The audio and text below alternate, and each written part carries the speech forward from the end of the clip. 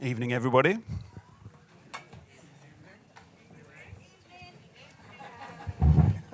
You can guarantee Jean will be in the voice in there somewhere saying, evening.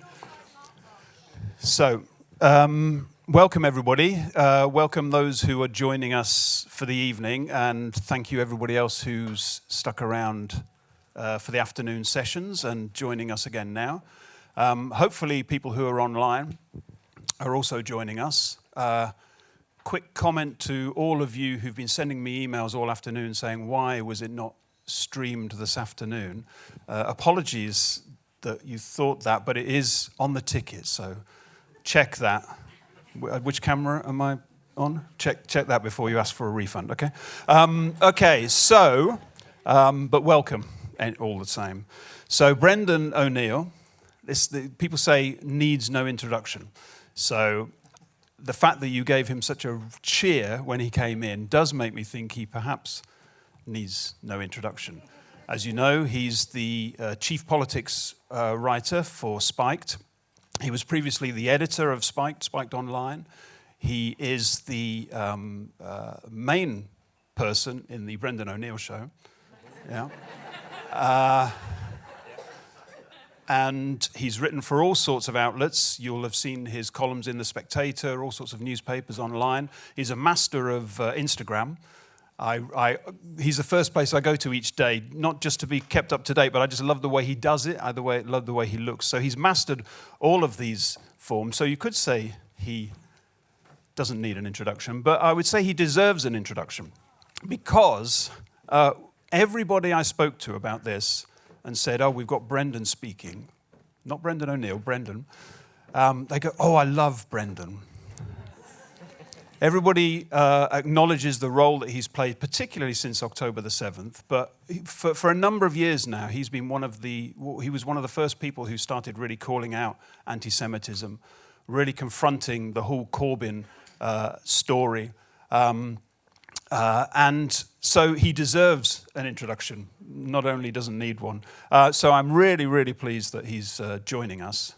And so what we'll do is we will have... Oh, sorry, there's one little story I wanted to say that when I said to when I first started doing this campaigning, and I got friendly with a guy, and we were chatting one day, and he mentioned, oh, you really must read this article by Brendan O'Neill. And me being, I said, well, I know Brendan, which I've obviously been dining out on for. And he said, wow. He said, wow, you know Brendan. And I'm not making this up. He said, you do realize that for people like me, he's our Douglas Murray. Brendan O'Neill is our Douglas Murray. So I'm glad I didn't forget that anecdote. Okay, so anyway, we're going to have a bit of a question and answer kind of session, a bit of a chat. We'll come out to the audience for some questions as well, carry on the chat, and we'll just see how it goes. Is that okay, Brendan? Yeah. Great. So I've heard you asked in some of the interviews that you've done about how you arrived at this, what people call this level of clarity about the problem of anti-Semitism. And I know a lot of people are fans here of your writing and your work, but I don't know whether people would be familiar with your story and your journey. So maybe we could start with that. How did you arrive at this? Yeah, okay. Well, thank you, Mark, for that introduction.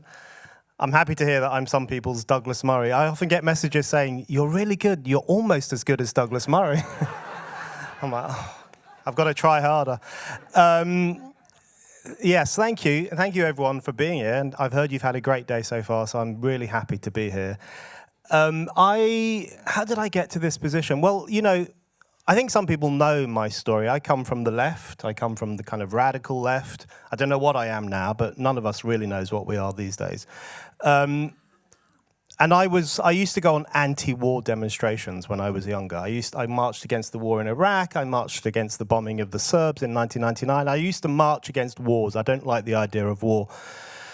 And when I was very young, I went on a few marches against Israel's wars. And I started to notice, even though I was very young and a bit wet behind the ears and not particularly clever back then, I noticed that anti-Israel marches were always a bit different. They always had a different tone. They always felt a bit kind of hateful and angry, and people were like raging and screaming in a way that they didn't tend to do for other conflicts. And I started to clock that. I started to think there's something weird going on here. It feels a bit odd.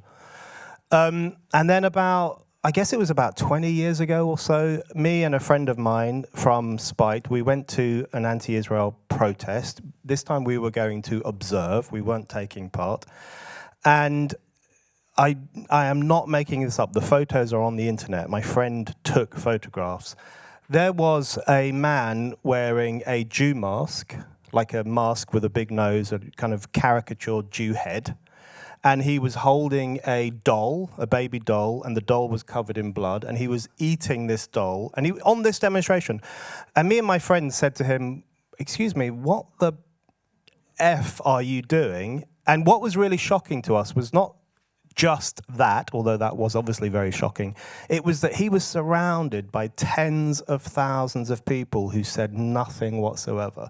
Absolutely, we stood there for a while observing this and watching it and taking pictures. No one intervened, no one said anything, no one batted an eyelid. And over time, I realized that there is something very uniquely unsettling about anti-Israel sentiment and about the acquiescence to it amongst the left, polite society, so-called respectable liberals. I just started to realize that there was nothing healthy or positive about this politics whatsoever. And in fact, it was incredibly destructive, incredibly regressive, and incredibly bigoted. So I just kind of clocked that over the years. And then I guess about maybe 20 years ago, I started to write about the problem of left-wing anti-Semitism, respectable anti-Semitism, the resurgence of that kind of latent anti-Semitism that exists in the English middle classes. No offense to any English middle class people, which kind of expresses itself in these new ways. And I just started to write about that and observe it. And I recognize that there are lots of other people out there who are worried about this phenomenon. And I made a connection with those people and I said, listen, what's going on here? And we find ourselves where we are today. Thank you. So do you think it is that you say acquiescence to what's going on? It kind of implies that there's some people who don't necessarily go along with it, but have somehow decided for some other reason that they're going to go along with these ideas. I mean, do you think that was a stage and we're no longer at that stage, or do you think there's something else that's been happening there in the way that the left has kind of developed these political stances? I think it's got a lot worse over the years, and I think it's not so much acquiescence anymore as agreement. I think the modern British left are just racist. I mean, there's no other way to put it.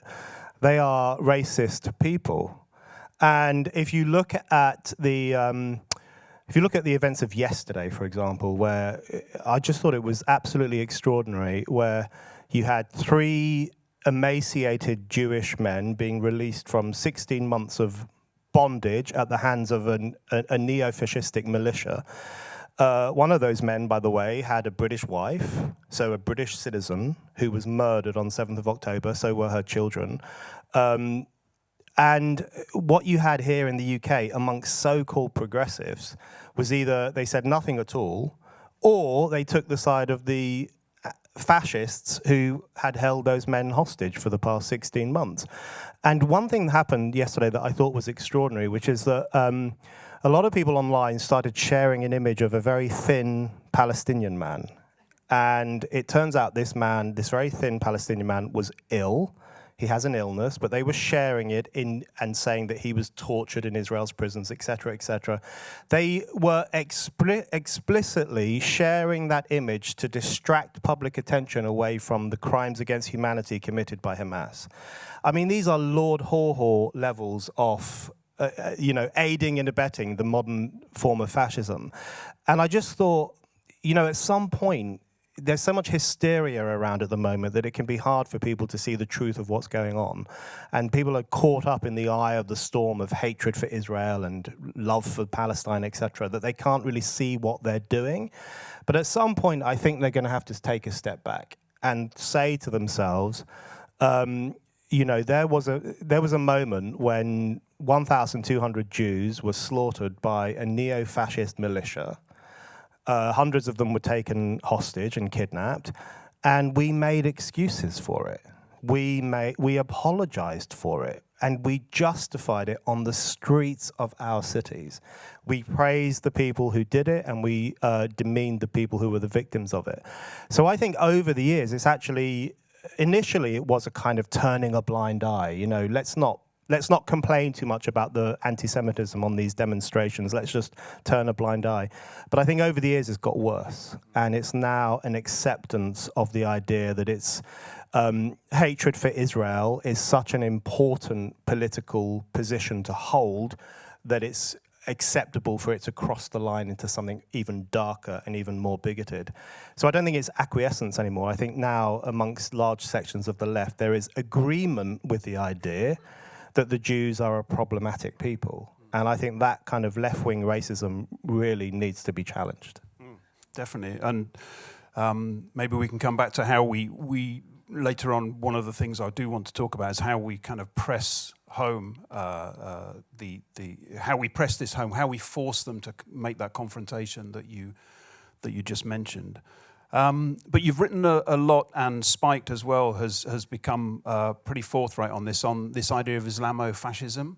So I'm just wondering how you think that fits with what you've just described. So we've got the left, you're saying they're racist, they're anti-Israel, we've established that they're anti-Semitic. How does that fit in with the Islamo-left, rather, not Islamofascist, Islamo-left, the term that you've been using? Yeah, I do use the term Islamofascism. I get a lot of pushback for that, actually. I get a lot of pushback for calling Hamas fascists, but I don't care. I think they are fascists, you know, whatever. It's like, you know, when those people gathered outside the Sydney Opera House on the 9th of October 2023, less than 48 hours after the pogrom, and they were chanting, "Fuck the Jews," excuse my language, and "Gas the Jews."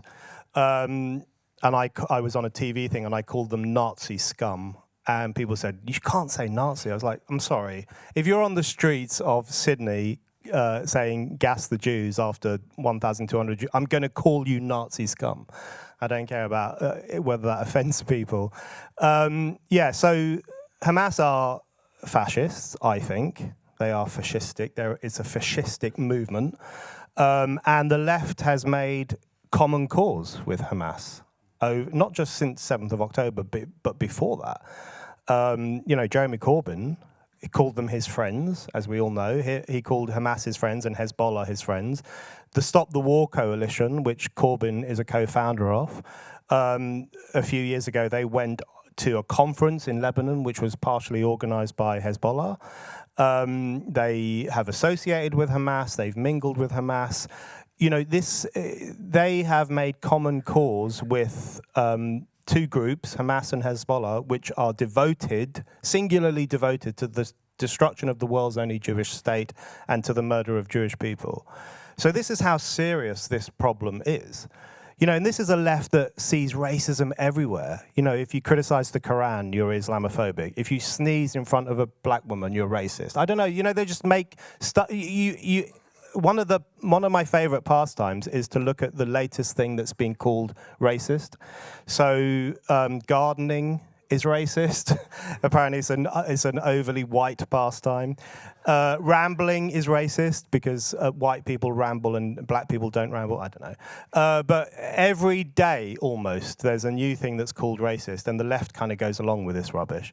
And then, yet when it comes to Hamas, which was founded with the express purpose of killing Jewish people, and one of whose leaders said 3 or 4 years ago that Palestinians should buy 5 shekel knives and use them to behead Jewish people, and which on 7th of October 2023 killed 1,200 mostly Jewish people. When it comes to that, they suddenly don't see racism.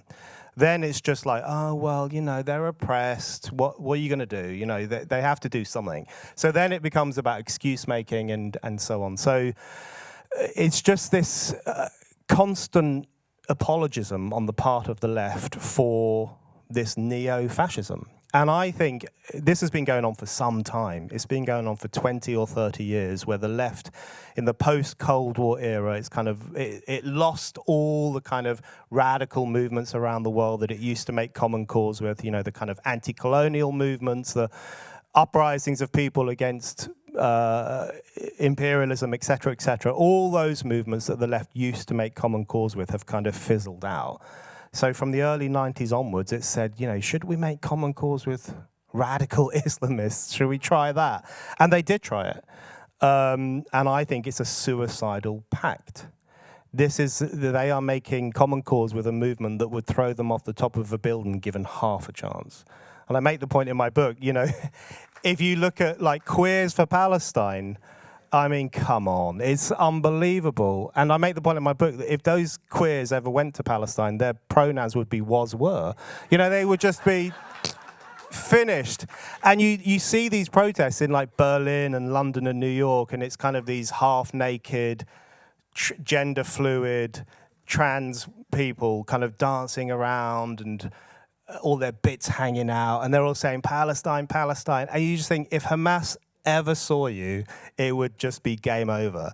So it's this kind of suicidal politics, but it really does express a kind of a suicidal vibe in the West more broadly. This kind of, because these movements, I think, are driven by a contempt not only for the world's only Jewish state, but also for what they think it represents, which is the values of the West itself. And it does represent that in many ways. They see it as representative of the old values of the kind of sovereignty, democracy, that kind of muscular determination to create your own state, to fashion your own country, to rule your own country. All those things that I think are great, but they think are terrible. They see Israel as representative of those things, and that's why they hate Israel, and that's why they make common cause with its enemies, even those enemies would slit their throats if push came to shove. It's a very suicidal, crazy, regressive politics.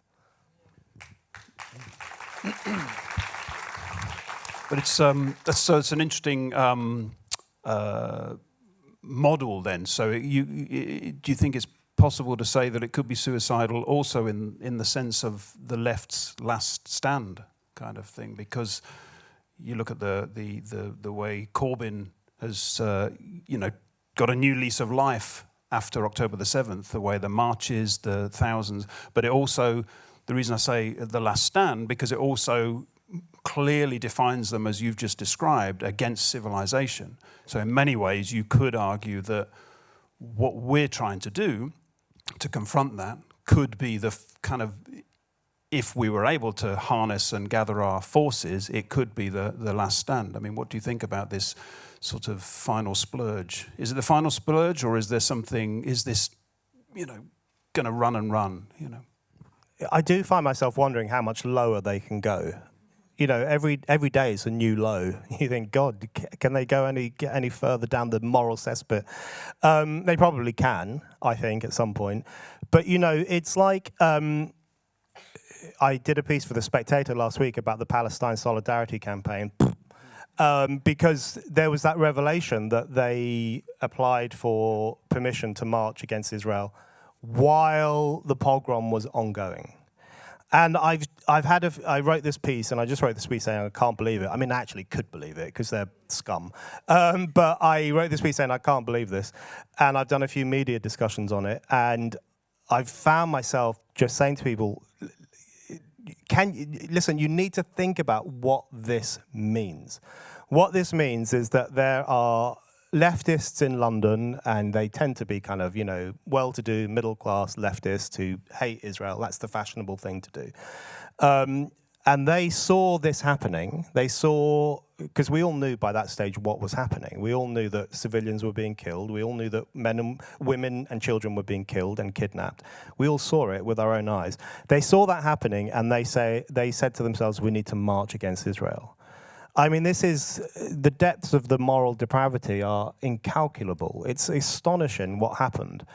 And it was like their first instinct when they saw the worst act of anti-Jewish violence since the Holocaust, their first instinct was to rub salt into those wounds and to say, well, I'm sorry that hundreds of women are being raped and murdered at the Nova Music Festival, but we're going to march against the country that you come from. We're going to march against your homeland. I mean, it's just, and it makes sense that they did that because they are bad people. But it's still shocking to have that information to hand. And I'm really happy that the Campaign Against Anti-Semitism made that freedom of information request and got this information from the Metropolitan Police. 12:50 p.m. they applied for the right to march against Israel while this was all ongoing. So this is what we're talking about when you say that this is a civilizational issue. That is really illustrative of just how civilizational this question has become. And I keep coming back to this question in my mind because it wasn't far from here. You know, one of the things that really made me think I need to write a book about this at some point was not, I was very shocked by 7th of October itself, of course, as we all were, but it was really the events of 8th of October and 9th of October that really shocked me. So there was a protest outside the Israeli embassy in London on the 9th of October, which was a celebration of the pogrom. They were dancing, they were playing pop music, they were letting off fireworks, they were celebrating the mass murder of Jews on the streets of the city in which I live. You'll all remember what happened to those kidnap posters that were just torn down and graffitied, and people wrote colonizers on them. One of the posters in New York City had human excrement put on it. I mean, this is what we're talking about. And not far from here, in Finchley Road, someone put up a poster of the 3-year-old twins who were kidnapped, and they were subsequently released, and someone drew Hitler moustaches on them. And I remember reading about that. It wasn't even very widely reported. It was in the Ham and High, and it made a bit of news coverage. I remember reading that thinking, I'm really not happy about the fact that I live in a city with people who think it's acceptable to make fun of Jewish children. And you find yourself thinking, when was the last time Jewish children were seen as legitimate targets for violence and abuse? And it was the Nazi era. The last time even Jewish kids were seen as legitimate targets for invective, racist invective, was really back then. So the fact that this was happening in this city, around here, really unsettled me and made me think that the response to 7th of October was not only going to be bad, which I knew it was going to be bad, but it was going to raise questions about our societies and our civilization.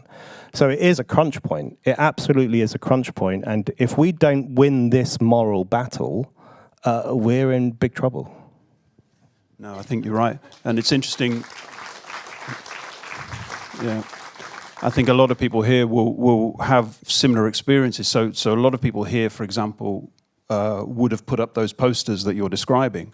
I think even somebody here took one of the photos that was widely circulated of the BB children with swastikas on their foreheads. And I think it's interesting that the kind of examples you give as well, because these are kind of very basic things. We're dealing with something which is large, which is a war. People are fighting, but actually the things that really seem to tell us something about civilization are these really ordinary things. So outside here, everybody will know the story, I'm sure, of a Sunday morning event that was taking place here at JW3.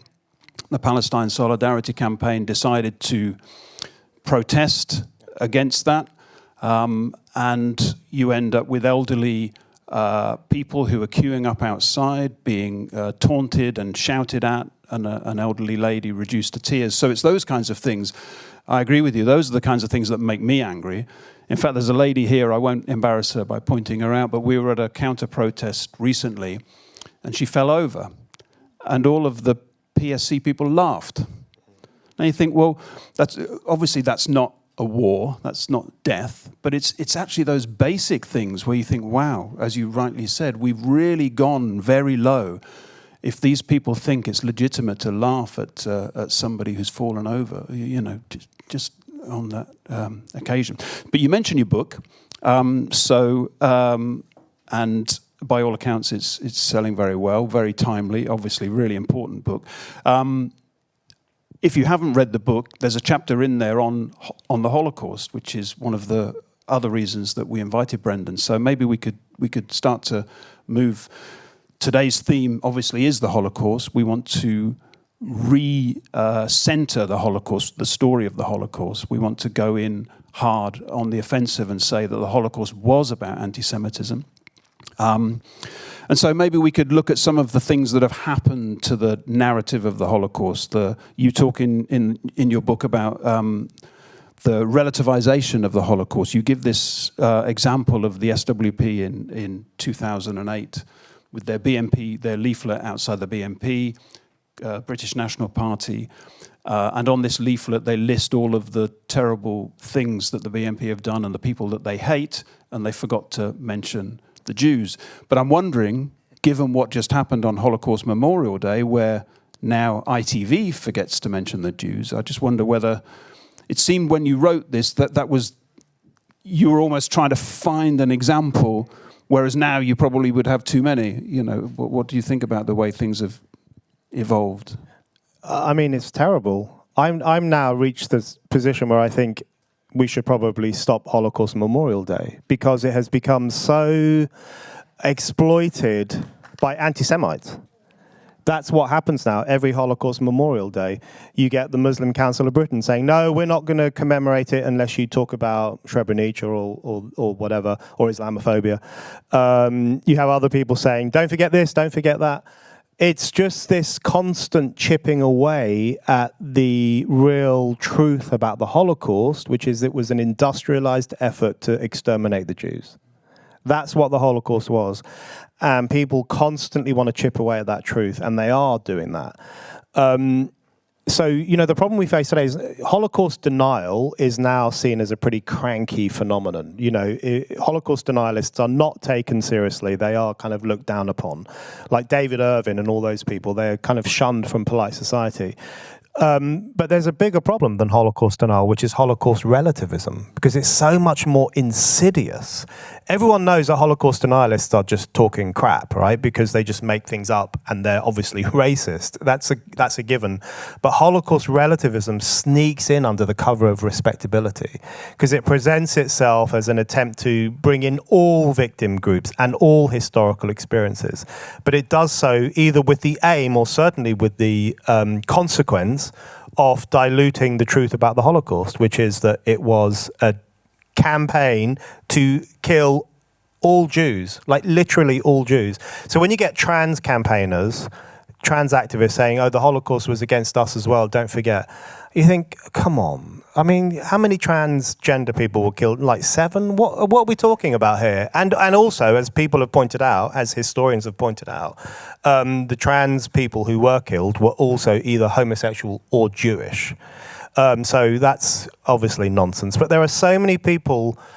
I make the point in my book, and it's a kind of controversial sentence, and I got some pushback on it, but I said everyone wants their pound of Holocaust flesh. And that is what's happening.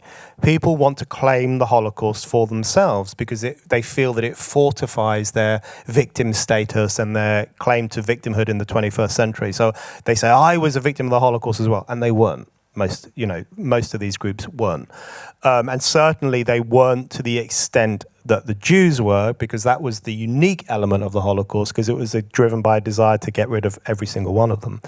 But the point I make in my book is that I think it's even gone beyond Holocaust relativism. We now have Holocaust theft, which is far worse than Holocaust denial. Because what we've had, and we've seen this since 7th of October, is not only an attempt to chip away at the uniqueness of the Holocaust in terms of what it represents for Jews, but also to claim it for the Palestinian side of this discussion. So there have been, one of the things that happened after 7th of October, which was so striking to me, is that The Guardian and Time magazine and all these other publications suddenly started publishing articles saying, don't compare Hamas to the Nazis. don't say this is like the Holocaust. That's a really bad thing to say. I mean, these are the kind of people who compared everything to the Holocaust. The vote for Brexit, Donald Trump, everything they compared to the Holocaust continually for years and years. But as soon as, a bunch of neo-fascists invaded the Jewish state and killed 1,200 people, they said, no, that's not like the Holocaust. That's nothing like it. And what that represented, I think, was an attempt by these people to claim the moral authority of the Holocaust for themselves, to take it away from the Jews and say, well, you can't talk about it. You can't make this reference point. You can't talk about this history because that's inappropriate and that's a bit dodgy. We want it for ourselves. So it was a process of Holocaust theft, stealing the Holocaust away from the Jews and keeping it for the largely non-Jewish liberal elites in the West who wanted to use the Holocaust to make a political point about whatever it was. So it was a process of Holocaust theft, and we end up in a situation today where Israel is continually damned and demonized if it compares what Hamas did to what the fascists did, while at the same time, Israel is referred to as a Nazi-like state. Israel is referred to as a fascistic state, and its warring on the Hamas is referred to as a genocide.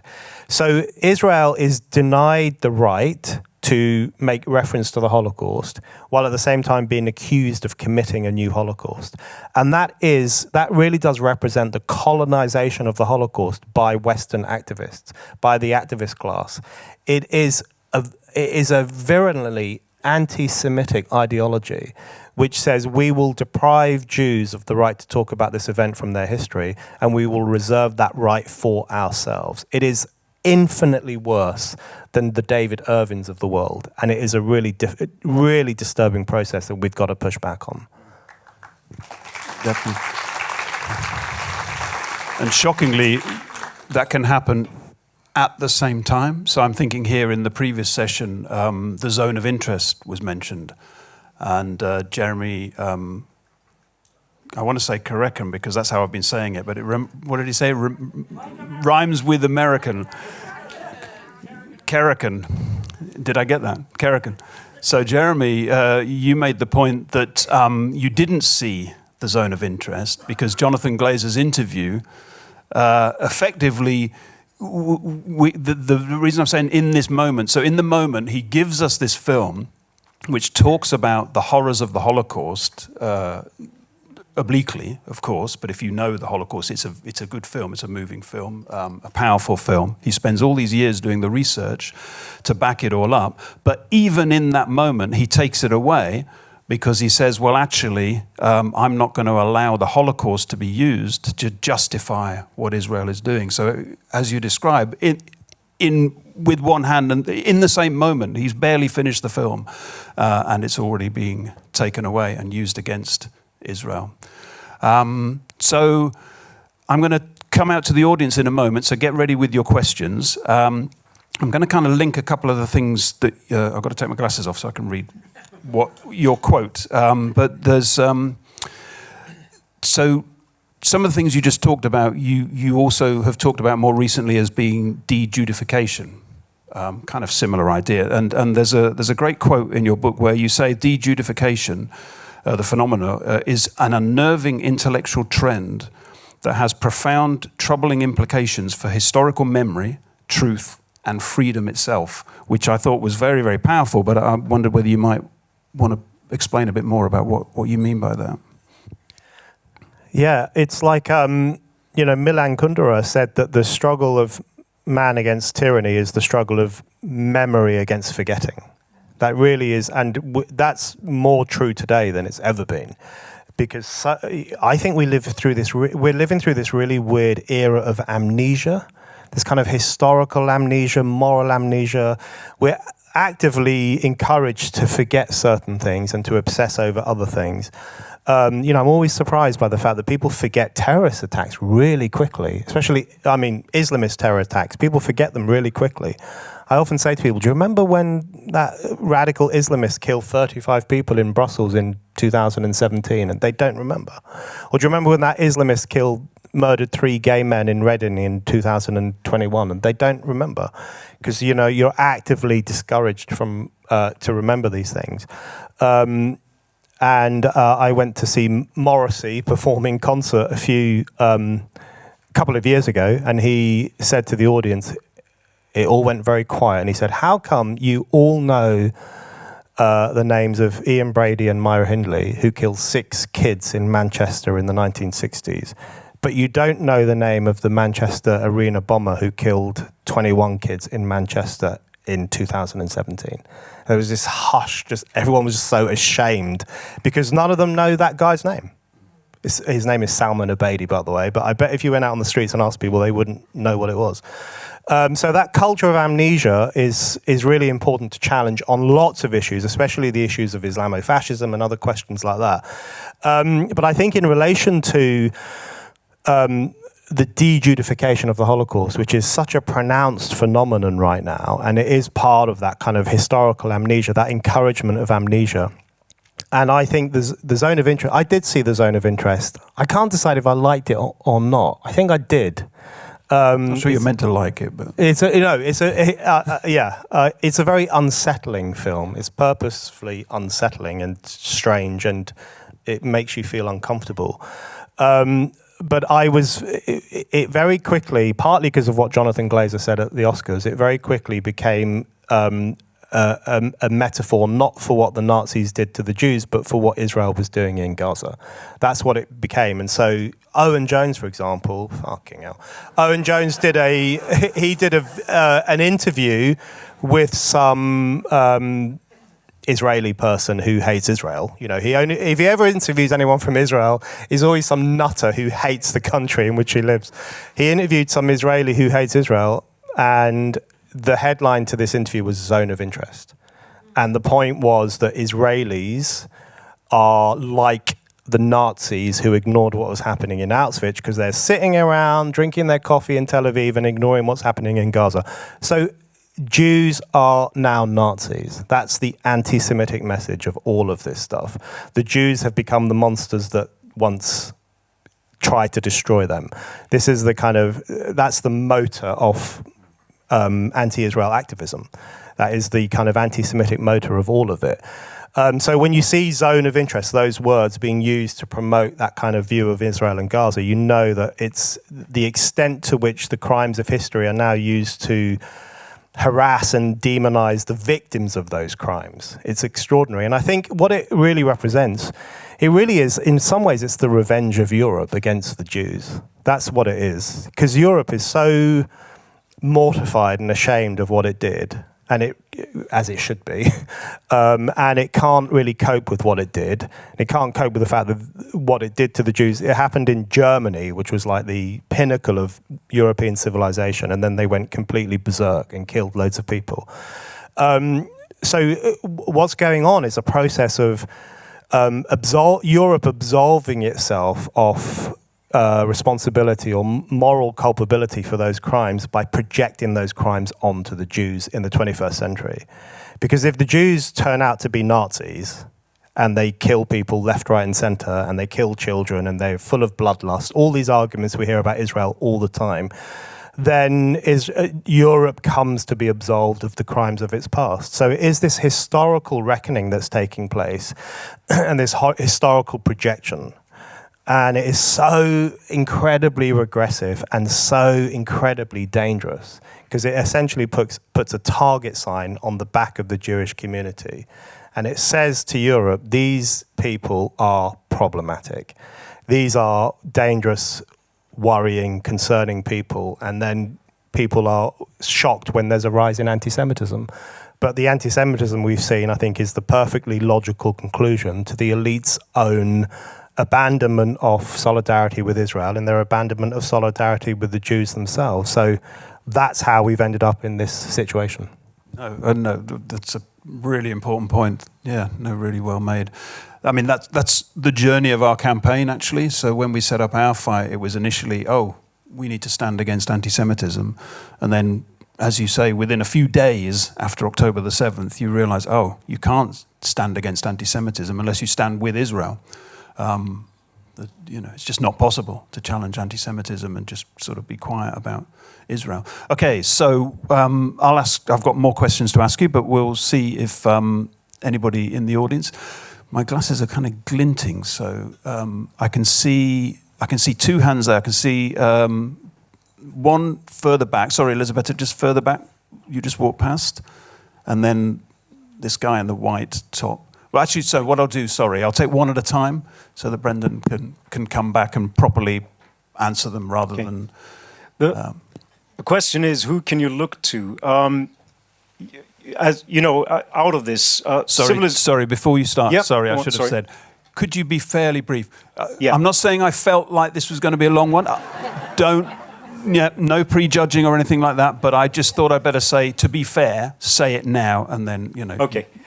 Well, who can you look to? Civilization is in your title. It's class divided. The ruling classes of Britain and the United States have always, their record is acting as if the Jews are expendable.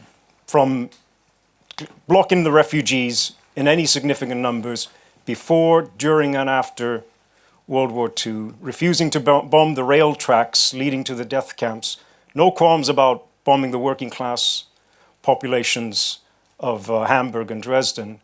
The only country in the world today that lives or dies with defending the Jews is Israel. And this is a decisive showdown. They can lose, if it becomes a drawn-out war of attrition with Iran, they can lose. But they can win a showdown if they take on Hamas decisively and they take on the Iranian nuclear weapons program. Beyond that, what social force can you look to? The only social force that could have stopped Hitler, very brief, the only social force that could have stopped Hitler was the German working class that had actually overthrown the Kaiser but had not been strong enough to take power in its own name. It was blocked from doing so by the Stalinists and the Social Democrats, the left of its time. But that is the social force today on a world scale that is much bigger. The most important ally of Israel today is actually the working class in Iran, I would say. And perhaps you have a response to that. So it's kind of two questions, I think, in there, really. There's sort of the international supporting Israel, you know, you've written about it being an existential fight for Israel. But then there's also something which we want to maybe come back to, which is, you know, what can we do, ordinary people? You know, what... Yeah. So yeah, it's the last time I was in Israel a few years ago, I was talking to some people, and one of them said that, and I'm sure you've all heard this before, but one of them said that the lesson that Europe took from the Second World War is that nationalism is bad, and the lesson that Jews took from the Second World War is that nationalism is essential.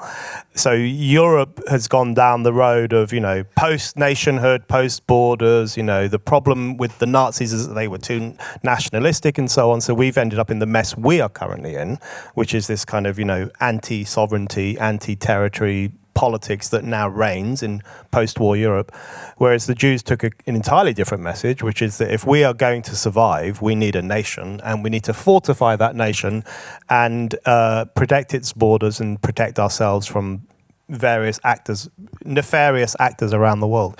And they were right and we were wrong. That's the way I see it in terms of the lessons from the Second World War. I think in terms of it's a question of who is the problem these days and who is potentially the solution. And I think one of the problems today, I think a lot of the kind of Israelophobia, which is essentially anti-Semitism in drag. That's what it is. Anti-Semitism with a bit of lipstick on it. Israelophobia is, it's a kind of bourgeois hysteria. It's very pronounced amongst the kind of influential sections of society, like the BBC. Oh my God. If you watch BBC News, they are deranged. The way they have covered this war is, I almost can't believe it. It's the first time I've ever thought to myself, I'm going to stop paying my TV license. I've always kind of I've always raised an eyebrow at people who say, I'm going to stop paying my license because they showed some nudity or something, whatever. But now I have thought, that's it. I can't pay for this nonsense. But you know, if you watch the BBC News, the way they cover this war, the most striking thing for me is that they never say who Israel is fighting. So they will show the IDF going into Khan Yunis or northern Gaza or somewhere. They will show them going in and shooting and everything. and you think, okay, so who are they shooting? What's going on? They don't tell you what's happening. They just present it as a kind of marauding, beastly army that's going in there for fun. And they never explain that actually there's another army on the other side called Hamas, which was founded in 1987, 1988 with the express purpose of killing Jewish people. They never explain that they're there, and they're still there, and they've got guns, and they're shooting IDF soldiers. So, but that kind of anti-Israel derangement, and it is a derangement, it is very pronounced amongst the influential sections of society. There are still lots of people out there. I don't think they're biting at the bit to go on the streets or on your brilliant counter-protests and to really, I don't think ordinary people are at that level. But there are a lot of normal people out there who haven't been sucked in by this Israelophobic hysteria. It is a problem of kind of influential layers of society, which is a problem. Like, you know, Sally Rooney, when she does a book launch at the South Bank Centre, that will be full of people who are wearing the keffiyeh and who think Israel is the most evil nation that ever existed. I mean, we're talking about that section of society, but there are millions of people who aren't part of that section of society. So and I think they're probably a bit more healthily skeptical of some of this stuff.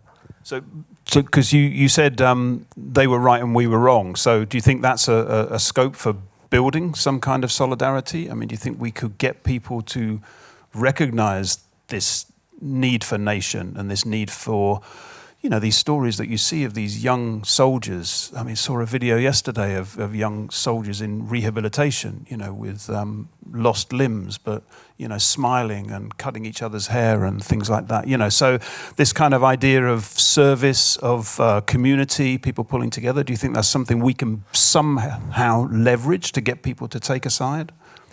Yeah, it's so difficult, isn't it? Because at the moment you feel like you're just pushing against the extreme levels of misinformation. So all the things that we are living through, such an extraordinary period of moral inversion. So all the things that Israel is accused of are actually things that were done to Israel. Israel is accused of being genocidal, but it was actually a genocidal assault on the 7th of October that started this war. Israel is accused of being fascist, Nazis, etc., but it actually faces a fascistic enemy in Hamas. So it's so much misinformation, so many lies, it can be hard to work out what's going on. And so when you stand up and say, as you've just intimated there, and I've said it as well, that actually Hamas are the bad guys, and actually the IDF troops are heroes, literal heroes of this conflict, young men and women who are putting their lives on the line to defend the Jewish people and to defend their nation. This is heroic stuff. It doesn't connect with people because they've heard so much crap over the past 16 months. So it can be really difficult. And, you know, there was a photo from quite early in the Gaza war where it was these young IDF troops, 3 or 4 of them, outside a house that was burning in Gaza, and they were smiling and they took a photo of themselves and everyone shared it saying, you know, what's the purpose of photos like this? And I posted it on Instagram saying the purpose of photos like this is to let the world know that you can't kill Jews with impunity anymore. If you kill Jews now, your house will get burnt down. There will be a war. You might even be killed. So all of that stuff is such an important message to communicate to the world, but it can be very difficult to communicate that message because there's this kind of wall of misinformation. So it's very hard, but I don't think it's impossible. And one thing I've noticed since 7th of October, and you will have noticed this as well, Mark, is that there are so many people out there, like the people in this room, who just want a forum or an arena in which they can express what they think and connect with other people who think similarly.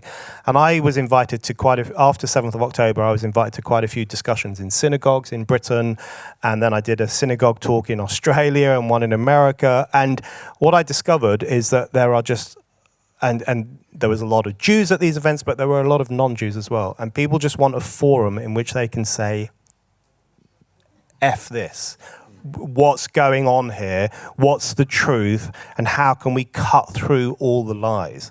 And so I'm not just blowing smoke up your behind, but events like this are a really important part of connecting people and creating that new movement that can actually push back against the hysteria, the anti-civilizational delirium that we've all been living through since 7th of October. Well put. Did you have a question? I heard a rumour. Sorry. No? I can come back to you if you like. Okay, great.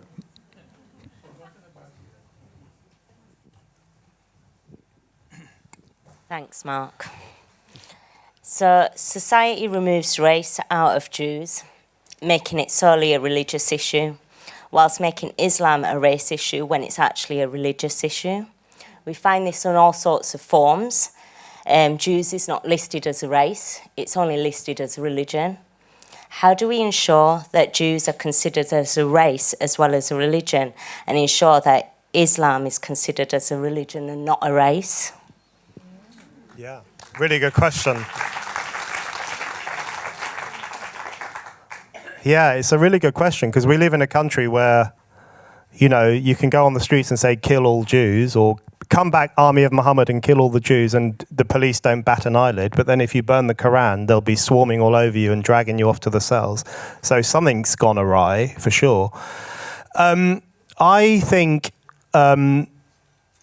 I think the issue with anti-Semitism, because the thing with anti-Semitism is that, I mean, there are so many layers to this discussion, because firstly, it's not recognized as an important form of racism, and the left just doesn't care about it. You know, and people might say, well, the left's not important, but actually they do make the running in the discussion about anti-racism in this country. They run the think tanks, they are influential in that layer of society. So the whole question of what's racism and how do you oppose it is driven often by the left, and they don't give a damn about Jewish people. So it is a real problem. But beyond that, I think the more important question, I think, is that anti-Semitism, and this is the harder question, anti-Semitism is not just another form of racism. It's far worse than that. So there is not a lot, but there is still racism in Britain and in Europe and around the world. There's racist stuff going on, and there probably always will be at some level, but it's worth tackling it as much as possible. But anti-Semitism is something different. Anti-Semitism is not just a racial hatred for Jews, although that's obviously a core component of it. It is a hysterical, delusional, conspiratorial conviction that the Jews are a source of evil, and that they are a destabilizing force for the country in which you live and for the world more broadly. So it's the question of how to tackle that. So if you look, since 7th of October, that view of Jewish people has come bursting back to life, except people now say the Jewish state rather than the Jewish people. So all the things that people used to say about Jews, they now say about Israel. They used to say the Jews were, in the Middle Ages and before, they said the Jews were bloodthirsty and they loved killing children and they were secret controllers of world affairs. They now say all the exact same stuff about the Jewish state. And I listen to this, I hear them saying, oh, Israel loves killing Palestinian children, and they use the word bloodletting. You don't hear the word bloodletting in relation to any other war. Only when Israel fights a war, they say the bloodletting in Gaza. And, you know, Israel is so powerful, it's controlling America, it's controlling Britain, and Keir Starmer is beholden to the Zionist project, etc.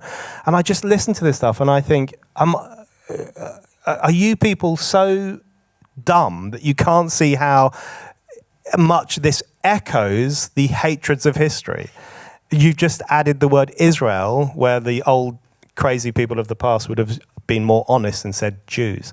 So I think you're right. I think there is this real disconnect where we are supposed to obsess over Islamophobia, which is basically an invented word to describe blasphemy against Islam. I do think there's a problem of anti-Muslim bigotry, and I think that is a problem in Europe, and it expresses itself in various different ways. But Islamophobia is a very craftily created word that is designed to protect Islam from criticism and blasphemous rebuke and so on. And we're supposed to obsess over Islamophobia, which has never really caused any problems at all, except a few Qurans got burnt. And we're supposed to not think about anti-Semitism, which is clearly the most destructive form of racist hysteria in history. It's led to the deaths of millions upon millions of people. And I've got myself in so much trouble over the years for saying that these two things are incomparable, but they are utterly incomparable. So I think you're right, it's a real problem. But it goes even slightly beyond that, because not only is it about taking seriously the anti-Jewish racism, but explaining that anti-Jewish racism is a very unique form of hatred which has distinctly destabilizing consequences for society itself. And I think that's what we've seen since 7th of October. And you say in your book about the it being the kind of darkest moment, the Holocaust, and that destabilizing that you're talking about is obviously where it can end. And the motivation for this symposium was that if you take anti-Semitism out of the Holocaust, as you've described it, de-Judification, then you haven't got that lesson of where anti-Semitism can end, because, well, where can it end? It can't end in the Holocaust, because the Holocaust wasn't about Jews. So I think that's quite an important aspect of what we're trying to do here, which is really kind of ensure that when we get to the next Holocaust Memorial Day, we're not, if it hasn't been disbanded, after you've brought down the BBC, you'll bring down the agent. But assuming there is one next year, we don't want to be in the same place we were in January the 27th this year, with people being pushed around by genocide memorial days. So that did say. You're right. I didn't say your name, but white top. You're quite right. Go on then. Thank you. I appreciate it. Yes, Brendan, I agree with pretty well everything you said. It's wonderful hearing it from the horse's mouth. October the 7th was October the 8th. I felt this is not about you. This is about the Jews. October the 7th. And I think one good thing about October the 7th, wonderful thing, is that it's brought the real underlying anti-Semitism into the open, which I think we can, in a way, celebrate, because we found the truth. Now, I'll just give you a genuinely short story. I was on the train 2 days ago from Warrington to Euston, and I sat down opposite a black man, big black man, and I initiated a conversation, and we talked, and we exchanged stories over 2 or 3 hours. And when we got to Euston, he was crying. And I asked why. And he said, because you're the first white person to speak to me for 11 years. So I said, well, Emmanuel, the pleasure and the privilege was mine. So I think it would be good, if you'll forgive that this wasn't a non-Jew. I think the story is parallel. I think it would be good if neighbours and nations behaved perhaps in this manner. Thank you very much. Gentleman here. Could you just wait for the microphone? Thanks. Just for the recording. Thank you. Most of you know my friend Nayak, who's always getting arrested by the police for holding Hamas as terrorists. But where are you when he's getting arrested? I've never seen you there. yeah, me as well, but not as many times as him. With somebody like but you. Both of us have an Iranian background, and this problem of the left going to bed with the Islamists may be relatively new in this country, but we witnessed it in 1979. We witnessed the left go to bed with the Islamists because they thought everything is okay as long as we get rid of the Shah. Everything is okay as long as we get rid of American imperialism and all that nonsense that we get. But they were the first people to be the victims of the Islamists when they took over. They got annihilated. And when I talk to the left in here, they've got no idea. They're not educated enough. When I tell them about the massacre of the left-wing political prisoners in 1988, none of them know about it. It's a bit like what Brendan was saying about, like, no one knows about who Salman Abedi is. And the left here have got no idea what happened to their comrades in Iran. So maybe us Iranians living here, we've got a role to play in educating the left, because I've never seen anyone so uneducated, so ignorant about the topic, and yet so opinionated.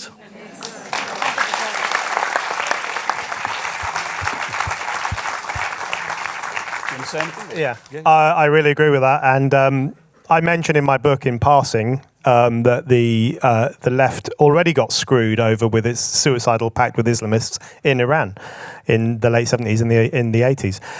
Yeah, I really agree. I think the ignorance of the modern left is really an important point, because they have so little historical knowledge, and they don't understand what happened in Iran in 1979, and they don't understand other world events either. It's like, if you look at the way in which the left the Western left now gets into bed with radical Islamists, it's this kind of, I have spent years and years saying to them, you do realize that the primary victims of radical Islamists are feminists and trade unionists and obviously homosexual people and women more broadly, and they have so convinced themselves of the ideology of Islamophobia that even if you say things like that, they'll think, you're being Islamophobic because you're criticizing Islam, so that's bad. So it just doesn't filter through. But, if you look at the surveys that was done of these kind of students on Western campuses in post 7th of October, there was lots of surveys done of students, all the ones who wear the keffiyeh and they sing the praises of Hamas, etc., asking them basic questions, like when you chant from the river to the sea, what do you mean? And they didn't know. Some of them thought that the river that was the Euphrates and the sea was the Dead Sea, which, by the way, is a lake. They had no idea what these things were, and it is this. And someone asked them, do you know who Yasser Arafat was? And at Columbia University, I think 20% of them said he was the first prime minister of Israel.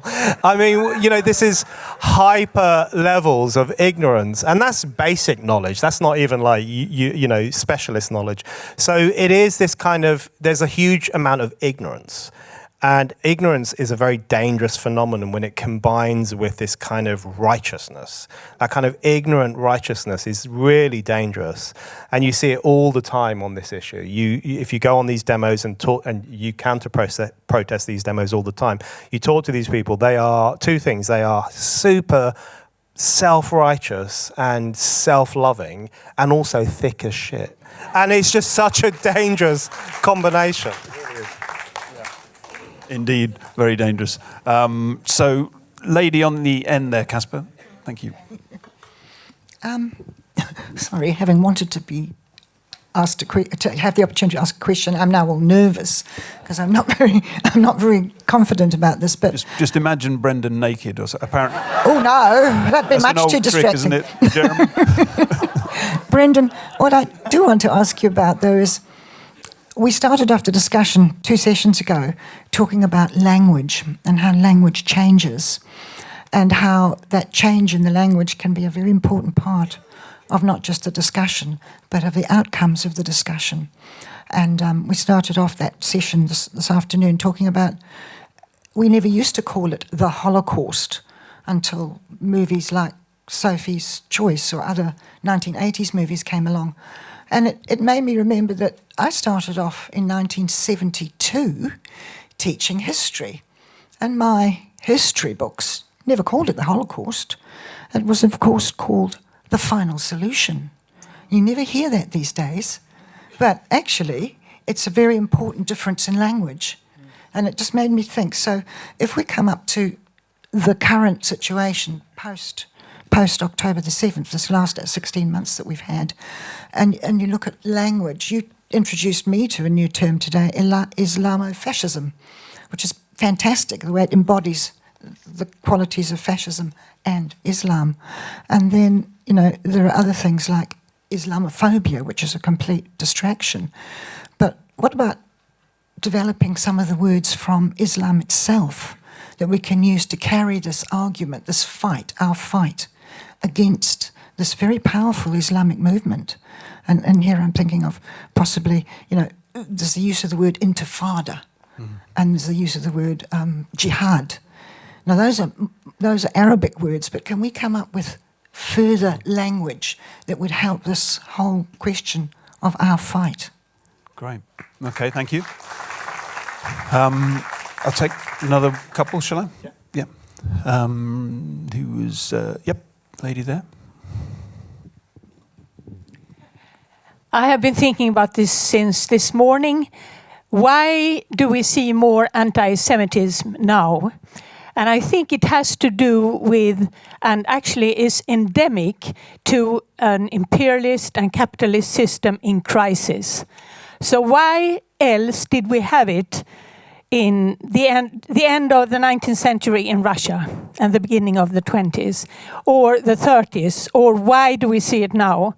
I think that's important to remember that is, and you know, somebody was saying in the art session this afternoon that anti-Semitism is about punching up, not punching down. And you know, a people class who have been associated to trade and money for centuries being blamed for the evils of capitalism. I think that's very important. I do think it's endemic, a little bit like oppression of women, but it can be dealt with, but we have to, and that's why I think it's important to know that what we're talking about in the middle class left, about, you know, anti-Semitism and wokeism is less strong in the working class in this country. Okay, well, that's an interesting question, yeah. Yeah, I think it's like, I mean, there's a strong element of the socialism of fools going on right now, which is a historical term to refer to anti-capitalism that is really anti-Semitism. And we're seeing a lot of that now. We've seen it not just since 7th of October, but for the past couple of decades, this kind of creeping socialism of fools, this idea that capitalism is a kind of Jewish conspiracy. But what's so interesting to me about anti-Semitism over the centuries is that it can attach itself to various different phenomena. So in one era, the Jews can be seen as the kind of harbingers of capitalism and the cause of all this distress in capitalist society. But then they can also be seen as the authors of communism. And, you know, they are the secret, they were behind the Bolshevik throne and they destroyed Russia and they destroyed Europe, etc. And, you know, one thing that we're seeing since 7th of October is not only a resurgence of left-wing anti-Semitism, but also far-right anti-Semitism. It's all over the internet. There's loads of it. And they have a tendency to call Jews communists, whereas on the left it's the view that they are the kind of the masters of capitalism. So it's this kind of shape-shifting beast, anti-Semitism, and it can apply itself to whatever is seen as the problem within society. And then, of course, you go back to the Middle Ages, and Jews were held responsible for the failure of crops or any kind of instability that arose in more agricultural societies. They were held responsible for that as well. So the anti-Semitism is the means through which broken, lost societies make sense of their problems. And that's what makes it such a unique form of hatred and a unique form of racial hatred, is that it's the means through which one community in particular is singled out as the source of instability and the source of evil. So it kind of shapeshifts according to what's happening in society. That's what makes it so dangerous and makes it so important to challenge it. Yeah. No, it can't go unchallenged for that reason, because of the whole race to the bottom. Because, as you say, if it's about crops, say, then maybe, okay, it might come and go, anti-Semitism, ebb and flow. But if, as today, it's about modernity, it's about civilizational struggles, like you mentioned earlier, about the nation being held up, Israel, then, you know, it's almost like this is now a fight to the death. And unless we do challenge anti-Semitism, it's dark days ahead. Yep. It was you, but him as well. Sorry, right, thanks. Hi. We were speaking earlier about Holocaust Memorial Day being scrapped. I think it's a fantastic idea. I hadn't thought of it before, and certainly the organisation that I chair, the National Jewish Assembly, I'm going to put it to my committee that we look at that particular point. We've actually had a disgraceful incident recently involving the Holocaust Memorial Day Trust, when they actually wanted to include Gaza along with the Holocaust and along with many other tragedies, put it all as one. I personally will never go to a Holocaust Memorial Day Trust event ever again. That organisation has been shamed and disgraced beyond all measure. And yet we have another problem coming up. You may be familiar with the fact there's a plan to build a Holocaust memorial near Parliament at the moment. Now, Baroness Ruth Deitch has made some excellent arguments against it, but there is one argument... Oh, sorry.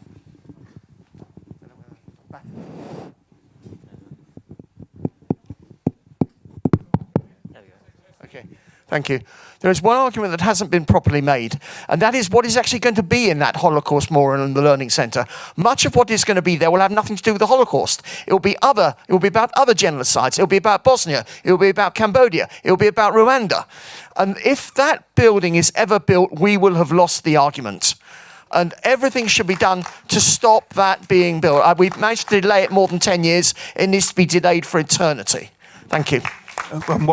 What was your organisation? Sorry, you said the National Jewish Assembly. Oh, okay. Oh, okay. Lady in the middle. Oh, sorry. No, I said here first, didn't I? Elisabetta down the front here, if you wouldn't mind. Sorry. And then the lady in the middle afterwards. So when I grew up, I used to be called the Jude Kommunista, which is the Jewish communist. But I was also called a very wealthy woman, and I had to organize all the parties because I knew the best venues and I could pay for them. So there's that paradox of the rich Jew being the communist. But there's something that's not being spoken about. You've spoken about left-wing anti-Semitism. You've spoken about right-wing anti-Semitism. But in 2013, Mehdi Hassan wrote about Muslim anti-Semitism. He called it the Muslims' dirty little secret. And I'm wondering why this isn't spoken about. It seems to be the subject that everybody's trying to avoid. And I'm wondering why it's not being spoken about. The dinner table tests that he talked about were I think Muslim anti-Semitism is a serious problem in Europe, and you're right. You're kind of not allowed to talk about it. And we've now reached a situation where if you talk about anti-Semitism, you're accused of Islamophobia. It's like you can't talk about this racism because if you do, you're racist. It's a really strange Orwellian situation we find ourselves in. But it is a real problem, and I think a lot of left-wing anti-Semitism is mixed up with Muslim anti-Semitism. There is a connection between those two things, that kind of suicidal alliance that we were talking about earlier. But yeah, Muslim anti-Semitism is a real problem, and a lot of the worst things that have happened in Europe since 7th of October, the worst acts of graffiti or destruction of synagogues or destruction of Jewish graves and assaults and so on, a lot of those were carried out by Muslims. And it's not racist to say that. In fact, it's more racist to try to hide that fact, because that is about, that's that kind of patrician desire to protect Muslim communities from any kind of criticism or spotlight, which I see as a far more racially paternalist than telling the truth. If you look at the pogrom that happened in Amsterdam, which everyone's just forgotten, and one of the reasons they've forgotten it is because the media just decided it didn't happen. But it did happen. We've seen the evidence. There were WhatsApp discussions and Telegram discussions organising a Jew hunt. The organisers of that were predominantly Arab Muslim men. That's just the truth of the matter. And the people who deny that, or who say it's Islamophobic to draw attention to it, or who say that you'll stir up racial tensions in society if you talk about it, what they're fundamentally saying is we can afford to sacrifice the Jews in order to defend political correctness. They are willing to sacrifice the safety and even the lives of Jews and their synagogues and their institutions. They are willing to sacrifice all of those in order to fortify the ideology of multiculturalism and the ideology of political correctness. So the racism in that discussion is not the people who are just shining a light on what's really happening. It's the people who want to hide that because they think Jews are insignificant in the scheme of things.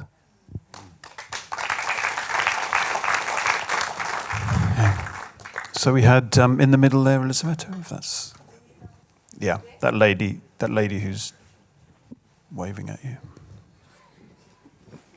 Thank you so much. I just want to say, first of all, I'm a former Corbynite, and I've changed my mindset completely on the issue. I studied a lot of things to do with Islamists and what they were saying about Israel and about Jews, and I just realised that we'd all been lied to, and I can't take it. I can't believe how much we've been lied to over the years. So one of the things I want to mention is Musab Hassan Youssef is doing a very great job to try to convince people that they've been lied to by the Palestinians. And one of the things that I remember him saying, it was a long time ago, he said that it's very weird when you're in the West, you hear something completely different about the discussion on this issue than when you're in Gaza or when you're in the West Bank. When you're in Gaza and the West Bank, it's all about religion. It's all about jihad against other people, sorry to say the word, but infidels, who are the Jews, about how they need to get their lands back, the Muslim lands that apparently was stolen from them by the Jews. The whole thing has a very religious tone. But when they're coming here and when they're discussing things here, they make it sound all very political. They make it sound it's just a little bit about land and it's mainly about politics. And I think this is very deceptive. The other thing that I want to say, which is a little bit linked to the Iranians that were talking earlier, is that the other thing that the leftists don't realize, I met quite a few former Islamists, and they were saying that Jeremy Corbyn is actually considered a useful idiot for their cause. That they don't respect him at all. They think he's an idiot who doesn't know anything. He doesn't know what's happening, why he's been used. It's a whole load of jihadis. They want to get together and they want to find a way to fundraise money for jihad. And the best way to do that is to find a nice little group of people that can bring in the money. And the group of people is the little Palestinian children that they push to be killed. And then also, all the buildings to be destroyed so that all this money then it has to be raised to rebuild. And whether they're fooling us, the non-Muslims, but they're also fooling Muslims, because a lot of Muslims are giving money for it's called zakat money. It's money that they're supposed to give for charity, and that's how they get the money to people like Hamas and other jihadist groups. And Jeremy Corbyn doesn't realize. You're going to have to. Yeah. You're going to have to wind up there. Thank you very much. So very good point. Are they fooling Donald Trump? There is something there, though. The implication, you do hear this a lot, though. People saying, they've fooled us. The Palestinians have fooled us. Look at their social media and all this kind of thing. And I find I can't quite get on board with that, because the implication is that it's all happening over there. And they've even fooled the left, which is kind of the way you're talking about it there. But that doesn't really get to the heart of the fact that the left are in it for their own purposes. But it's I completely agree that Jeremy Corbyn is an idiot. I think everyone can get on board with that. He's just not very intelligent, as well as being all the other things, which I won't say here because of various laws in this country. I think it's, I was on Elon Levy's podcast a couple of weeks ago, and we were talking about the Western left's attitude towards the Middle East. And I was making the point that there's a kind of double racism here, because on the one hand, they hate Israel more than any other state on earth, and they say things about it that very clearly cross the line from normal criticism of a state into kind of more bigoted, hateful statements. So there's the racism of their Israelophobia, but there's also the racism of their paternalism towards the people of Palestinian territories, and their paternalism towards the Arabs more broadly. They see them as having no moral responsibility for anything. So if you look at the way they talk about 7th of October, they talk about it almost as if, well, what do you expect? They're an oppressed people. They can't help it. It's not their fault. Israel is to blame for everything. So those 31 student societies at Harvard University, on 7th of October itself, while it was happening, they issued a statement saying all the violence is the responsibility of Israel. So they constantly infantilize Arabs. They treat them as overgrown children who are not responsible for the decisions they make. But the truth of the matter is that the people in Gaza planned that pogrom, carried it out, held the hostages for 16 months and are still holding some of them. It's their responsibility. They did it. They are responsible. So there's this kind of double racism going on. There's the racism of this kind of obsessive hatred for the Jewish state, and then there's the racism of never blaming Hamas for anything, never blaming Arabs for anything. and absolving them of responsibility for everything. And there is that kind of, on the one hand, you have this kind of poisonous contempt for Jews, but then you have this paternalistic pity for Arabs. And both of those are problematic. And my response to them, as someone who considers himself an anti-racist, is to say, leave Israel alone, you psychos, and also treat the Arabs like you treat every other people on earth, i.e. they're capable of good things and they're capable of bad things. They make a good job running some countries, and they made an almighty F-up of Gaza. They have destroyed Gaza. They brought that destruction 100% on themselves. And Hamas is responsible for that. Okay, so we're getting towards the end. I will bring a couple more questions in, but one of the things I do want to talk about is, I do realise the elephant in the room. You're not Jewish, Brendan. You know, I'm not Jewish. What is it that we can do? I want to kind of maybe revisit a little bit the victim politics that we were talking about earlier around Kerper's question. And I'm just wondering, there's that aspect. There's the fact that the whole motivation for this event was to really put anti-Semitism back into the discussion of the Holocaust. So if we are going to scrap Holocaust Memorial Day, then what do you feel? I know you're writing. Obviously, there's lots of things to be done there.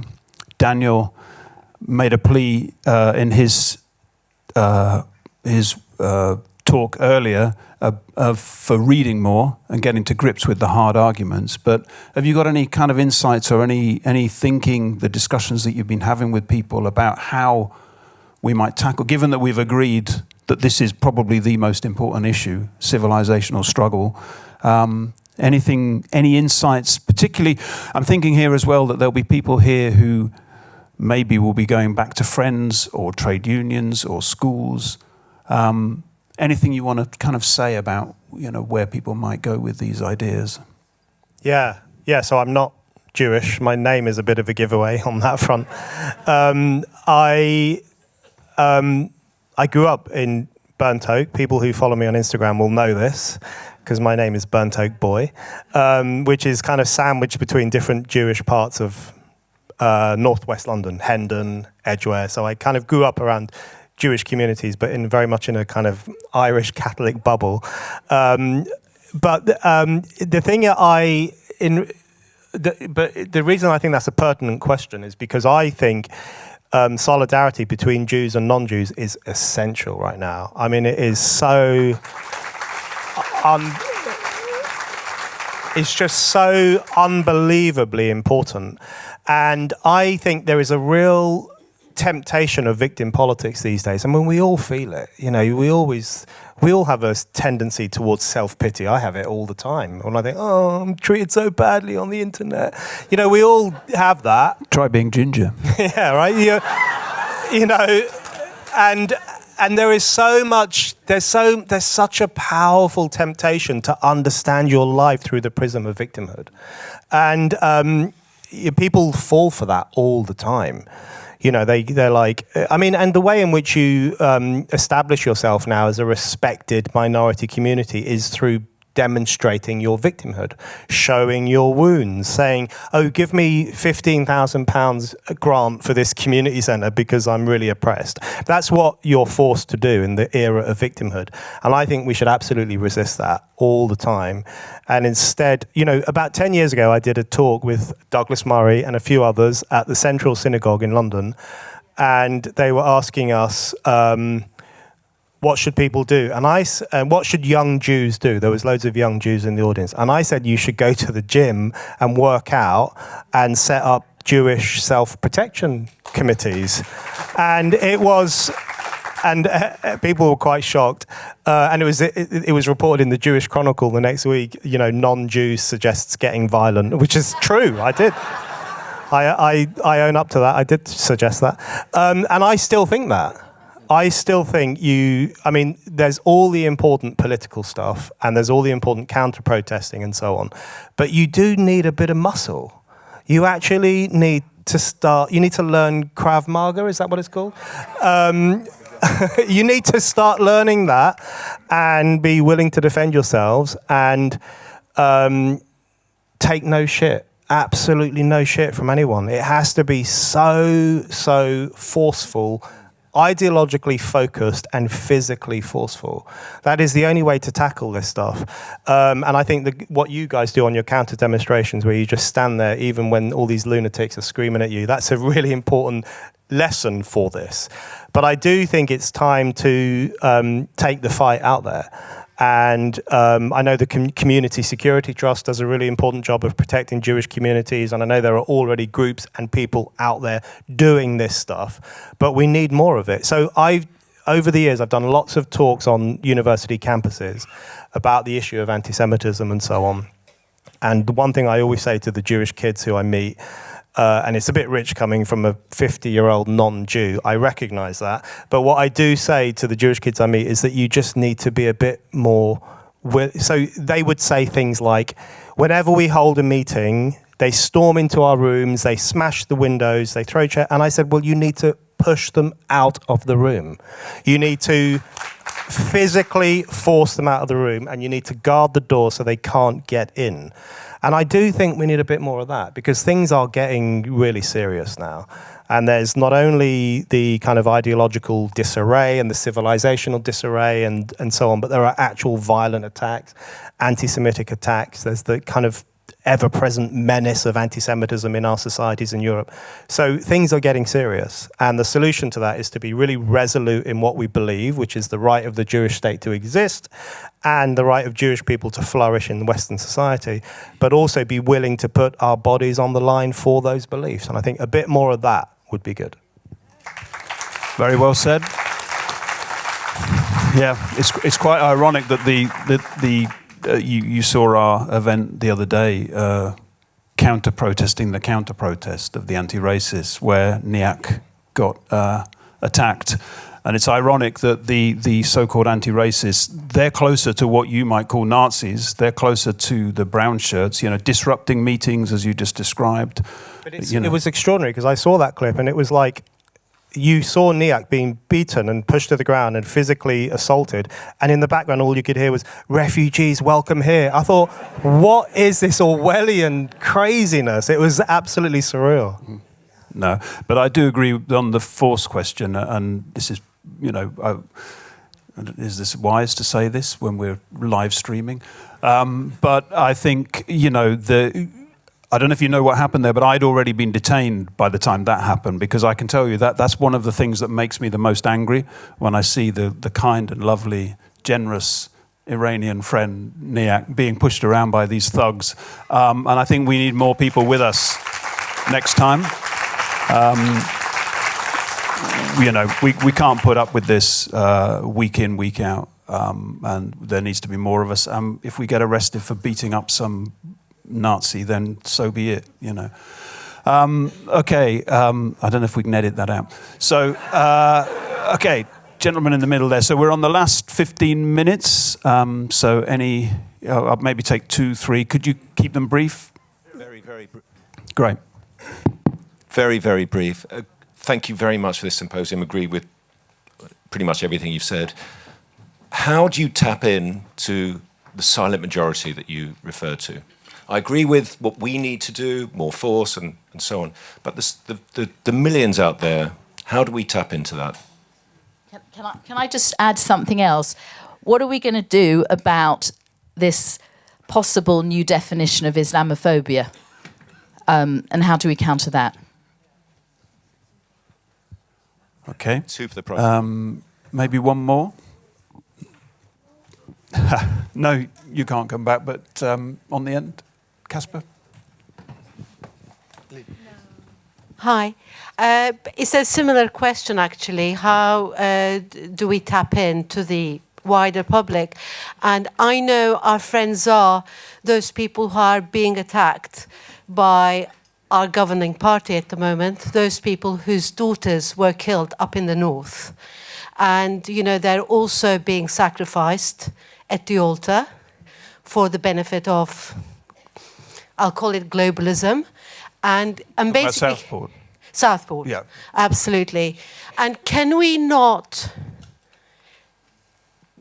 basically talk to these people and work together with the British people, with groups of people, so that so that our fight, the British public knows what's happening, and how. I don't know how to put it, but I'm sure you understand what I'm saying. Yes. I think so. So it's the same idea of the silent majority. It's the idea that there are people out there that we can tap into. Yes. Because I think there is a feeling that most people wouldn't go along with the lady outside JW3 being reduced to tears. So there is an element, or even, we talk about our Iranian friends, and you talked about Israel. They got it right, we got it wrong. So there's this idea of nation, which a lot of people are talking about in this country. A lot of people are talking about the need to be proud of where you come from, it being a foundation and a basis for the community. So are some of these things how we tap into this silent majority, or anything else you want to say on that? Yeah, well, I think firstly on the question about the new definition of Islamophobia, which is terrifying and just absolutely has to be challenged. Freedom of speech includes the freedom to blaspheme against all religions and gods and prophets, and it doesn't matter who's offended by it. That's just the absolute bottom line of freedom of speech. I don't particularly like the burning of books. I don't like to see books on fire, but people have to have the right to burn the Quran. That's all there is to it. And I think, burning the Quran is as much an act of free expression as reading the Quran is. And I think people should be free to do both in a civilized society. We got to push back on the Islamophobia question. And then in relation to, how do we get the silent majority on board and so on? I think it's not going to be easy, but I do think there's an opening for it. I think it's possible for us to make the connections between things that are currently not particularly well connected.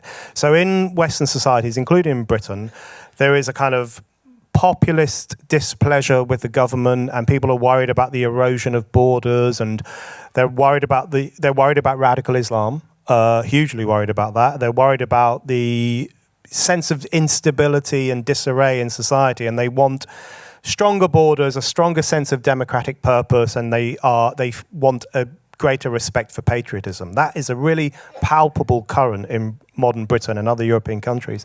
What I think we need to do is tie that together with what Israel is doing, because Israel is in many ways in the front line of this battle. They're in the front line to defend their nation and their territory from foreign invaders, in this case radical Islamists, Islamofascists. They're at the front line of defending civilizational values, all the stuff that is under attack in the West, on our university campuses, in the political class, in popular culture. The West is constantly being demeaned. Western civilization is constantly being undermined and defamed and treated like rubbish. Israel is at the forefront of defending some of those values. It's at the forefront of defending sovereign integrity, democracy, the idea that having a force for civilization in the world is a good thing. So I think our job is to actually tie these two things together, because they're not tied together at the moment. There are two disparate things going on, which is in the West, people are pissed off with what's going on and they want a stronger sense of patriotic virtue and sovereign integrity.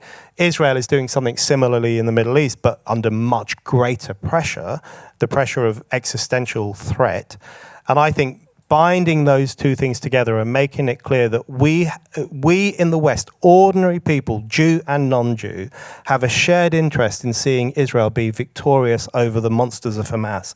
That's what we've got to communicate to people.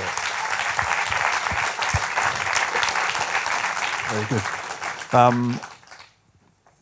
I thought I saw Melvin. Where's Melvin? Is he up there? Did you have a question? Wait for the microphone. Sorry. Thank you.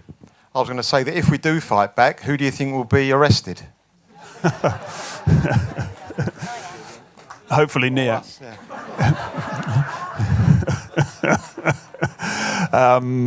Okay. Kafira? Sorry, let me quickly get because I wrote this question down. But, sorry. Okay, so... So, sorry, did you say a couple of questions? No, I was like, I wrote the question down because I couldn't remember. Because there can't be a couple. Sorry, I've Yeah, realised no, how you're good, close you're we good, are don't to worry. the time. But yeah, go on. So, I'm a university student. As we've seen, universities are a lovely hot pot for anti-Semitism, and you spoke a little bit about it in your book. Like, what do you think, as students, what can we actually do? Because obviously, if we like fight back or something, we will, one, get arrested, two, get kicked out, and don't want either of those things. And as someone who's experienced anti-Semitism on campus, like, what can we actually do that will, like, that we actually have an effect, and also just, you know, like, not get in actual trouble? And yeah. Okay, great, thank you. Did you, Diana or Ilana, did you have, you were waving, okay. Oh, you did have a question, okay. Ilana there. I wanted to say that us Jews can shout as much as we want. It falls on deaf ears. It's down to the non-Jewish community to raise their heads above the parapet and speak out for us, because, as I say, when I'm saying it, it just gets cancelled out because I'm Jewish. Of course I'm going to talk about anti-Semitism, and of course I'm going to talk about Israel. The next thing I want to say is, if anyone does want to learn martial arts, Krav Maga, come and see me afterwards. But be ready, right? Don't take that decision lightly. But on the first point, I think it's crucial, and particularly about this challenge we have of putting anti-Semitism and the Jews back into the Holocaust, because the points that Brendan's making about victim culture, that this, I've got a quote here from your book, the jealousy of Jewish suffering, you know, so this whole idea that the left has been engulfed in means that anytime Jews raise the Holocaust in this way, then really people are just going to say, well, you would say that. And I think we do now need to push back. That was the point of this symposium, really, to try and empower people, or to embolden people to the point where we do actually push back, and we do, whenever we hear the word genocide used, we say, are you serious? You would not use that word if you knew what happened in the Holocaust. You just wouldn't use that word. You can say all you like about suffering in Gaza and all the rest of it. You can have all these views on the IDF and whatever, but you would not use the word genocide if you actually really understood the Holocaust. And I think we've got to boldly, you know, push back in that way. So we've got a couple of minutes left, and then I want to give Brendan some time to come back. I feel bad giving. Go on, briefly though, yeah. I mean, you've been speaking all day. You'll pay the price later if you don't. All I want to say is that I do think that there is the resolution to the Holocaust is Israel. That is the resolution to the Holocaust. And when ordinary people, I don't think any of us are ordinary, to be honest, but when normal people that I talk to who have the right response to the release of the hostages in the last few weeks, of spontaneous horror at the rituals that they've been put through, are the good people. And they have those reactions because they see the dignity and the resilience in those young women who, when they were released, primarily those were the moments. It was that resilience and dignity that I just thought was utterly inspiring of those young women. And I think that's what people could see in Israel if we made that visible to people.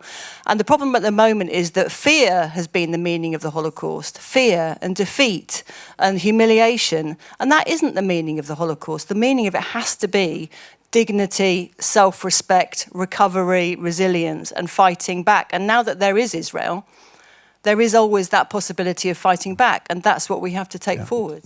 Thank you. So I'm going to take one more, then I'm going to say a few words, and then who's chairing this? Right, and then I'll let you come back and have the final word. Is that all right? Okay. Sorry? Sharon's not getting another go. Her gentleman friend there is... It's a very short question. Yeah. How do we destroy BDS? That's another conference. That's another symposium. But you're right. Absolutely right. Yeah. Crucial. Yeah. And oh, yeah. Sorry. I just have a quick comment. Not long ago, I attended a talk by Douglas Murray, and some people went to him and told him, "You are our Brendan O'Neill." And he was so... Enough with this. He was so flattered. I just wanted you guys to know. Okay. So that's great. It's all true as well. Okay, so thank you so much. Sorry, I can't take any more. We're going to have to wind up in a moment, so I'm going to give Brendan the last word in a moment. But before I do, no, I'm afraid we have to... there are lots of hands, and I apologize. Sorry?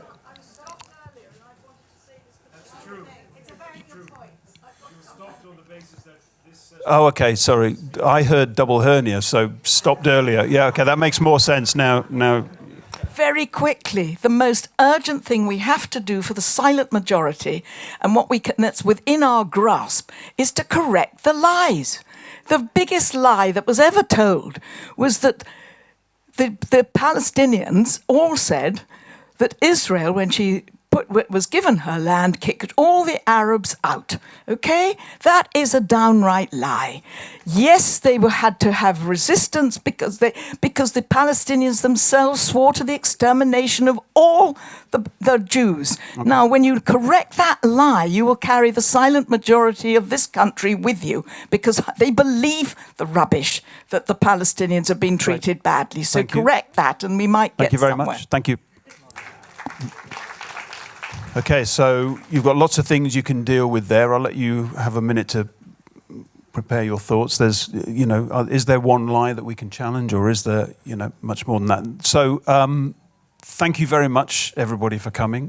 This was a little bit of an experiment because this isn't what I normally do, organising these things. But there seemed to, I think Brendan referred earlier to an appetite for this kind of discussion, and we saw that at the last event, and we've seen it again today.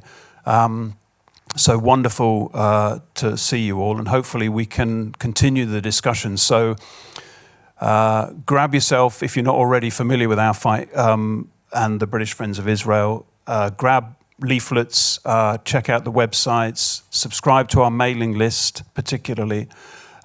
There's activities coming up. There's a counter-protest next Saturday. There's all sorts of things going on. As Daniel alluded to earlier today, we're about to set up a book club. So in March, our good friend Rob here will be running a session on Melanie Phillips's new book. And so we do feel that as much as we stand on the streets and do all of these things, we also need to be engaging with these arguments and defeating these lies. So there's lots of activities coming up. We're also planning a trip to Israel. So the point again that Brendan made about solidarity. We're not going on it, we're just, no. So yeah, we're planning a trip to Israel. Kerper is organising that with a few friends who are going to help us try and get the most out of this trip. So the end of April, and we want to go as Brits, as non-Jews, in solidarity. We want to see Nova, we want to talk to soldiers, and we want to come back with those stories in the way that you described, Brendan.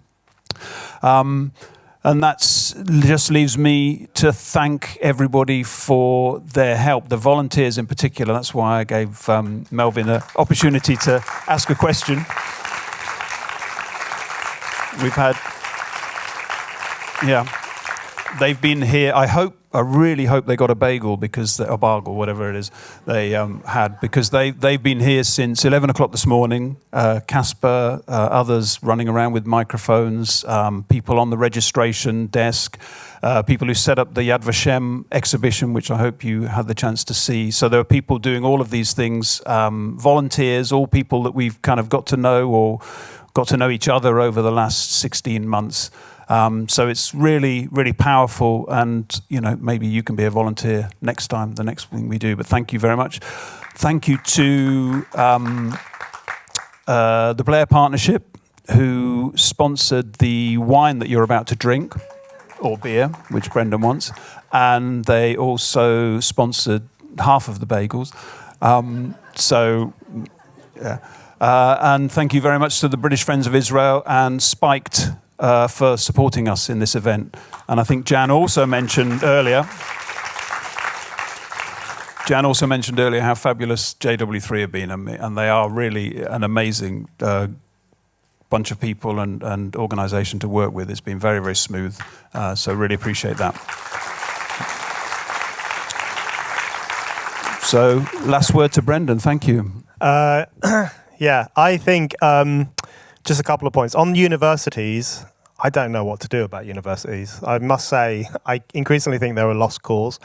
I get invited to speak at universities quite a lot, and I used to say yes, but I now say no, because you just think, oh, do you really want to be called, a hate speaker by some posh 19-year-old kid at Oxford? It's just not I'm not really into it. Last time I spoke at the Oxford Union, a few years back, they were holding a candlelit vigil outside for all the people who've been killed by my articles. And I remember thinking, this is, I can't handle this anymore, it's too much. Things are bad, but I do think, it's not an entirely lost cause, and I do think universities are one place in particular where the values of physical strength as well as moral confidence is so important, and just protecting your spaces from people who want to intrude into them. I don't mean having a safe space, because a safe space is an infantilizing idea which says you need to be bubble wrapped from the world. I mean an actual space that you morally own. This is our room, we're having a meeting, you can come in and listen. If you come in and disrupt, we're going to kick you out. That kind of attitude is, rather than going to the university authorities or kind of embracing the victim role, which is an open invitation to everyone these days, just being much more confrontational morally and physically on campuses, I think probably would be really beneficial in the long run. And then in relation to the Holocaust and drawing it back to the Holocaust, I really agree with Jan's point about Israel being the resolution to the Holocaust. And I think that's how we should reframe Israel's war on Hamas. Israel's war on Hamas, to me, it's a war nobody wanted to have to fight. And it's a war that has had dreadful consequences, particularly for people in Gaza, but obviously also for people in Israel. But it's a war that had to be fought. And we should make no apologies for that. This is a war that had to be fought. And the message of the war, Israel's war on Hamas, is that killing Jews now has consequences. And that's what's different to the past. That's what makes it the resolution to the Holocaust. Because in the Holocaust, there weren't consequences for the societies that did that. It was actually a central part of those societies that this is what you did. You carried out pogroms, you rounded people up, you shot them in the town square, you put them into gas chambers.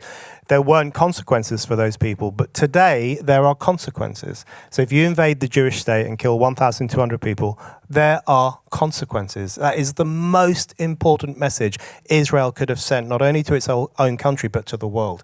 So when I see leftists in the West saying, well, Israel overreacted, or it shouldn't have done this, or it shouldn't have done that, or you see the Palestine Solidarity campaign saying we organized our protest because Israel was retaliating, because they didn't want Israel to retaliate. What they're fundamentally saying is that Jews should let themselves be killed. That's what they're saying. Your Jewish people's lives are not that important. And that has actually been the message of pro-Palestine campaigning over the past 16 months. It's that Jews should let themselves be killed. It's not a big deal. 7th of October was not a big deal. You should not have responded. If that message had won the day, we would be in a far worse position today than we are right now. Thankfully, another message came out, which is that actually you can't do this. There will be consequences. You might even die as a result of carrying out an act like this. That is an incredibly important and positive message to send to Israel, but also to the world. And it goes beyond defending Jews from the attacks of neo-fascists. It's also about folding into the idea that every nation has an interest in defending itself from problematic, dangerous threats. And I think that's where we can really tie together the populist aspirations that are bubbling up in Western societies with the positive defense of itself in Israel. Tie those two things together and put a positive message into the world. Thank you so much. Thank you, Brendan.